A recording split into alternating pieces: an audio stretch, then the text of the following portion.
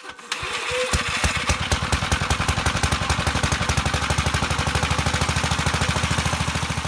YouTube, so this past weekend I used my L8 to do some brush hog for a coworker who was very appreciative. Everything went well.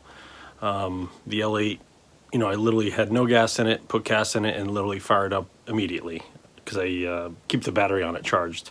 But it literally fired right up and ran without incident. The thing was awesome. That was a previous video. So what my original idea or my original plan was to run the 5665, which was turning over, but it wasn't getting a spark. So I kind of dove into it to try to get, I cleaned out the points, cleaned out, put a new gas line on it. And then when I finally went to go try to restart it again, nothing came out. So it was an issue a couple weeks back. I had to change one of the ignition wires, and as I was cleaning it or putting on a new piece, every time I try to cut off a new section to try to solder it on, it was corroded. So I knew back then at some point I would have to rewire the whole thing. So that's my plan for today. So I still need to order a lot of parts, but I'm at least going to start breaking down all the routes of the wires. I'm pretty sure I have enough wire to redo the whole thing as far as color wise. So let's get into it.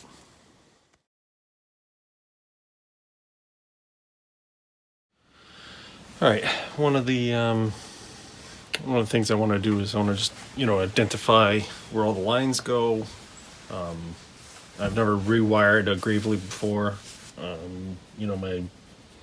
My cooler experience is limited, so I'm just trying to cover all my bases and just make sure I'm doing everything right, because the tractor ran fine until it didn't.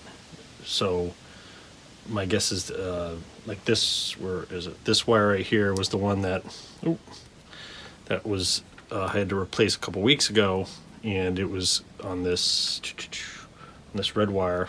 This was, every time I kept cutting it, it was corroded and corroded and corroded. So I'm basically just gonna the tractor should run if I just basically duplicate all the wiring. So one of the things I'm just mapping out now is where the rectifier regulator wires, how they go. I don't know if it's necessarily, the electronics gurus who understand the system better than me. Everyone pretty much does. So I don't know if it makes a difference on which way, but I'm just going to do it exactly the way it was. So if you look at this is the plug. It's two male plugs that goes to the stator, and then this is the plug that has all females that goes to three females that goes to the rectifier regulator right here. So the two stator go to these two.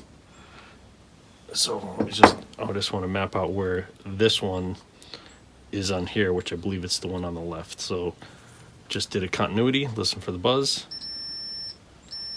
There it is. So if you're looking at from plug side out, left goes with left. So let me switch. And right goes with the right. All right, so nailing it down. Right, the other wire that goes to the rectifier. So you have the two that go to the stator, and then the other one goes to the switch. So it's this bottom one, which goes to the R on the ignition switch, and that's this left one. So if you look at the back of the switch, it's the R up in the corner.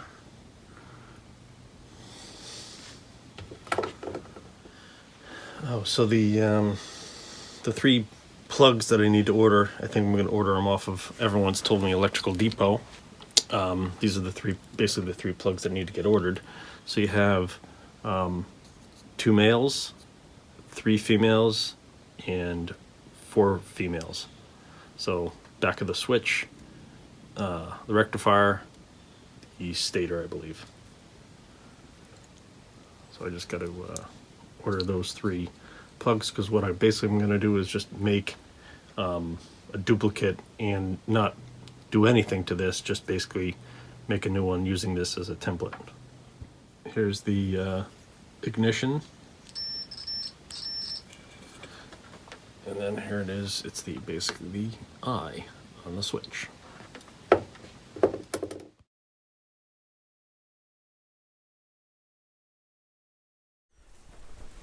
All right, I'm back at the 5665 doing the wiring job. I haven't touched this in quite some time. Since the last time I touched it, I got the Pro 8, and so I was working on that for a little bit. I got a few different things. I'll have to look back through videos, but anyways, it's been a while. So I'm jumping on it today. It's raining a lot out today. It's actually supposed to snow tomorrow. We're supposed to get between 6 and 10 inches tomorrow morning, or tonight and tomorrow. I don't know how wet it's going to be, so I have a few different tractors ready. I have the L8 with the snow cannon on it, MA210. I have in the other sheds, I have both my professional models, the 16 and the 8, both ready to go. I already started them up.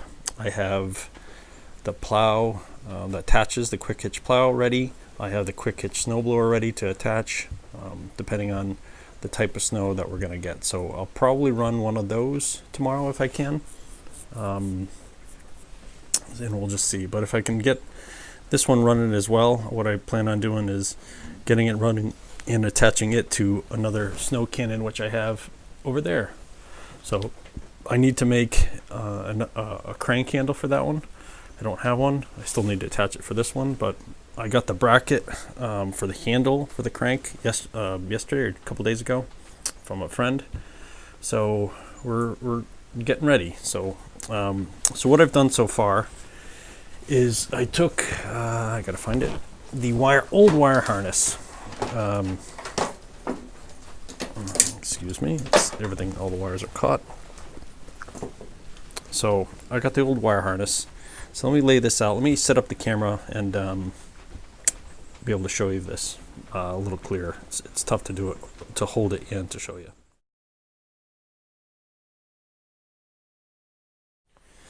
All right, so here's the wire harness. I took all the wrap off it, but left it where everything belongs. So on this end, this is the starter end, and this is the kind of the output end, so to speak. So on this end, you have all of this is the switch and all the wires that go to the switch. This is the one that goes to the stator. This one here is the one that goes to the, I believe, the negative side of the coil. On the opposite end, I have a wire that goes to the battery. It's power. I have the wire that basically goes, so you have power coming from the battery over to the switch and then back out to the solenoid. So this is the one that attaches to the solenoid. Then you have these 3 connections that go to the rectifier. 2 of them are from the stator, and one of them is from the switch, I believe. Let me just confirm that. I think that's that white one. Yeah. So this white one comes from the switch, which I can figure out in a minute. So when I get to the other one, I'll show you. So so that's what it is. So you have wires that go from on the switch, ones that go to the basically you have outputs to the power in, power out, plus the starter, or plus the one to the coil, actually, which is that one right here. And then where's the other one? The other one, oh yeah, so so here's the top one here. This goes to the solenoid. This black one here, yep, this is to the, this one goes to the, this one's to the coil, this one's to the solenoid. You have the white one, which is coming down to the top end of the rectifier, and then the red one is going to power, I believe. So yeah, it's only have 4 wires, and then these 2, like I said, are the stator ones. So I made up a new harness. I originally was going to try to get the right plugs, all those plugs, but then I was like, I'm not going to spend, I think it was like $30 or $40 for just basically like, because you have to buy packs of 5 and then the connections. So I was like, I'm not spending $35 just to $35 just on this one machine. So instead of doing that, I basically got these heat shrink connectors that I can put on all the tractors.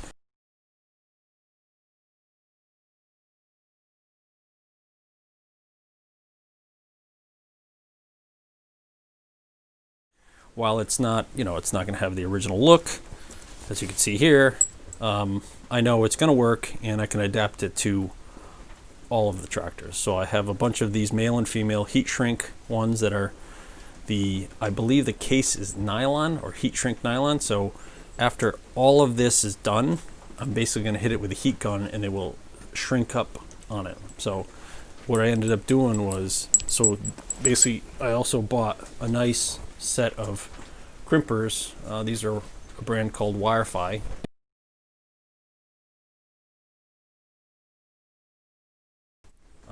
And have the different color codes to crimp them down really good. So that works really, really well. I did a bunch of these. So again, you have the switch. I have 2 blues going to the stator, this black going to the coil, and then output on this side. I have the battery. I have the 2 blues that go to the rectifier, the white that goes to the rectifier, and this yellow that goes to the solenoid. So the plan is to get this on. I still need to do one more female connections on the stator right here, just because I know it's not going to connect to this old one, and these have a couple connections that are just bad in here. So hopefully when I cut this shorter, that the wire in here isn't corroded. If it is, for now I'm just going to leave it, and hopefully it's not an issue. So we'll see, because basically what started all of this was I couldn't even get, I got it, to run one day, and then it stopped, and then it wouldn't even like click over strongly. So I said, you know what, let me just redo the wiring. So it wasn't a running issue, it was more of just a ignition starting issue. So let me do the ones on here, the females on here, and then I'll come back and we'll test it out. We'll put everything on and test it out.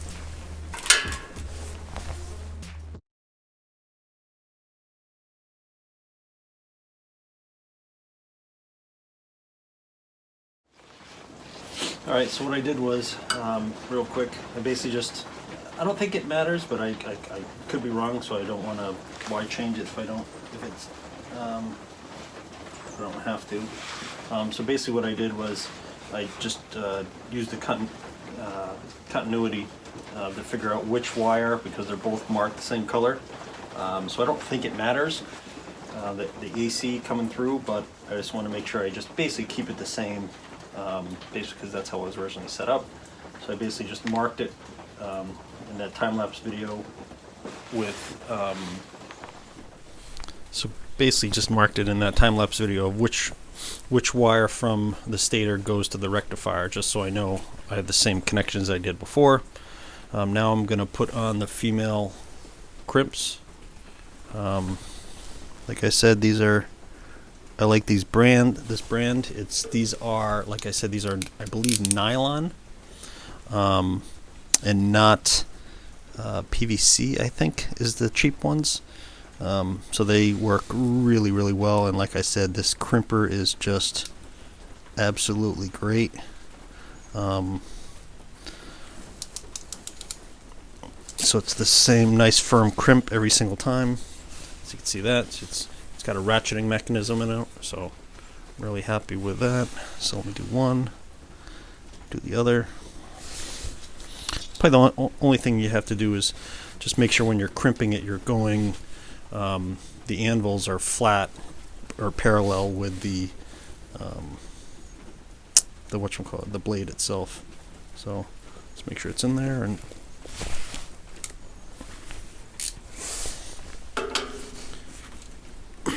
these are tight, so it's good. So that one's there, and so again, this is the black one, so to speak. Let me just mark it a little bit more. I'm just basically marking it with a Sharpie so I know which one's which.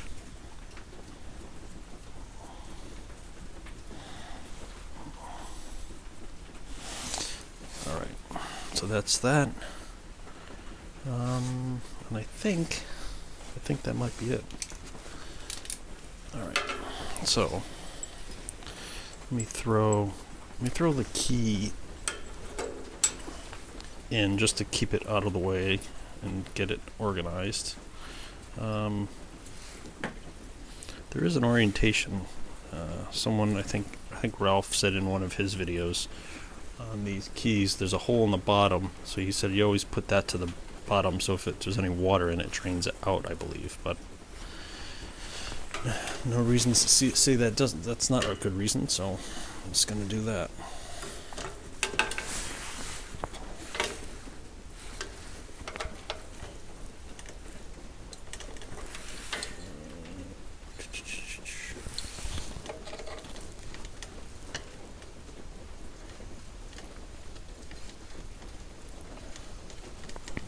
This doesn't seem like it wants to go all the way through. Like, I don't know why. Okay, I'm gonna go back and start again. Alright, so I'll just put this on and tighten her up.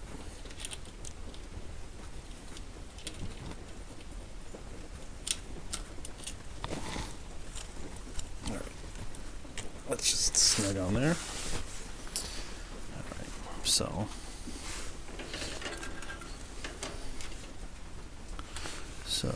I put a black mark on this one, so the black mark will go on this. Alright, so then the other one goes on here. Alright, so that one's connected. This black that I made over here will go on the coil. I believe it's the negative side. Just going to put that on for now. I had to use a cheap plastic one on that, the old cheap, just because I didn't have the size for the other one. Actually, I didn't buy, when I bought these heat shrink ones, they didn't have, I didn't buy the eyelet ones, so. Alright, so what I'm going to do is, I'm just going to lay it in, just test it and give it a click over, and if it works, then I'll take it apart again and basically wrap the whole thing with either electrical tape or some other type of wrap.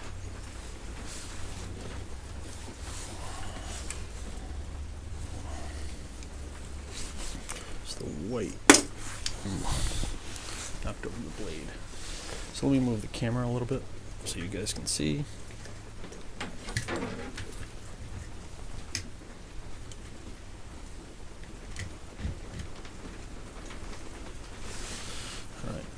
So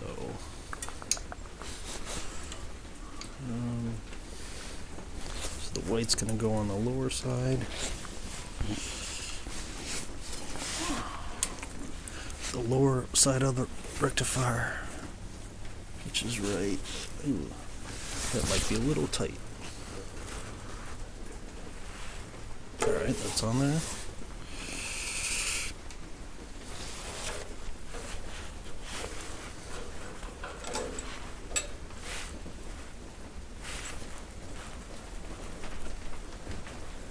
Alright, that one's on there. Where's the other blue? Right here.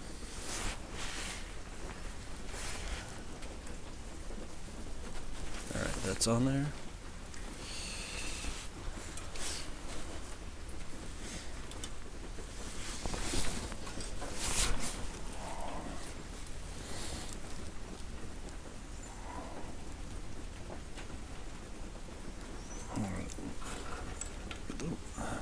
Extra nuts on there.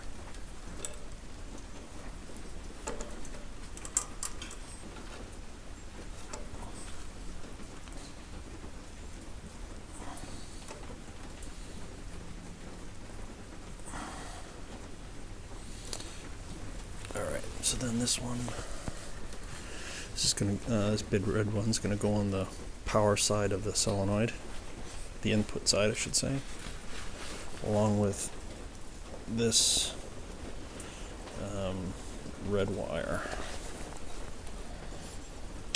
I'll put this one on first.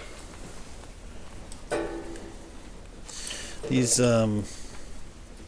power wires for the batteries, these are probably way overkill as far as the amperage. I think this is a, I don't know, I think it's a 2 gauge or a 3 gauge or something like that. It's pretty, big. It's probably meant for a massive tractor, or a big truck or something. I just, that's what I got at Tractor Supply.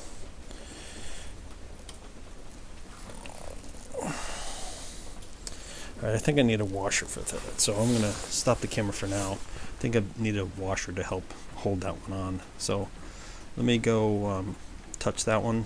We get the washer for that, and then we'll just give it a quick click and see what we got, and I'll tighten stuff up. I'll be back.